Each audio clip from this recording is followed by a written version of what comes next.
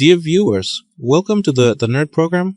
Currently, the United States is experiencing a severe winter storm. However, my dear friend, this is not the worst is yet to come.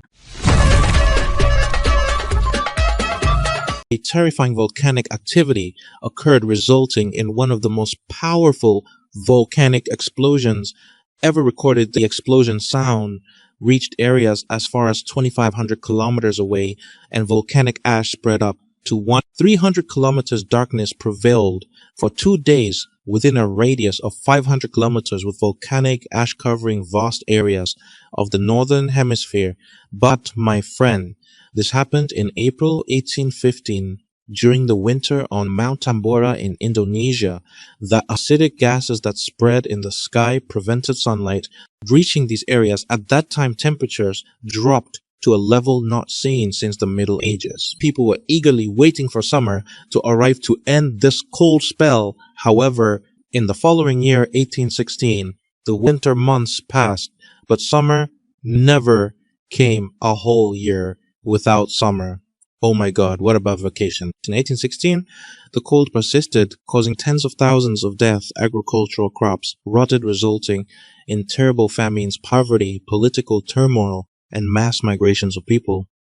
But the story doesn't stop there. Most writings from that period suggest deeper connections between the temperature drop and other events. For example, the writing of the novel Frankenstein by Mary Shelley, the emergence of early models for the invention of the bicycle by the German Karl Drais, and the emergence of a new religious movement, Mormonism, founded by Joseph Smith.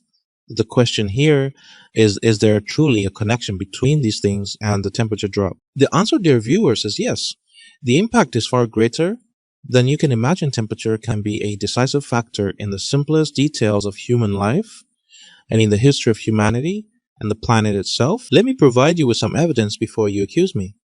In 2013, a group of researchers conducted a study on the relationship between weather conditions and people's activities in Tokyo. Around 32,000 individuals agreed to participate in the experiment, allowing the researchers to track their movements in the city throughout the year using GPS data from their phones. They monitored the correlation between their movements and factors such as rainfall, temperature, and wind speed. Among the results of this study was the observation that during colder periods, when temperatures were below 5 degrees Celsius, the likelihood of people spending 2 or more hours in one place increased. Conversely, if the temperature exceeded 5 degrees Celsius, this likelihood decreased. They also noticed that between 2 p.m. and 6 p.m., people's activities were less diverse. If the temperature was below 5 degrees Celsius, individuals spent their time in cinemas at home or in manga libraries. This manga, my dear friend, not these. The study also revealed that when experiencing extreme cold, people tend to visit various types of restaurants. If you were to ask me, isn't this obvious, Lumar? I would tell you, my dear, that the demand for these places decreases on days when the temperature rises and shopping increases. To conclusion, temperature determines your decisions and what you will do.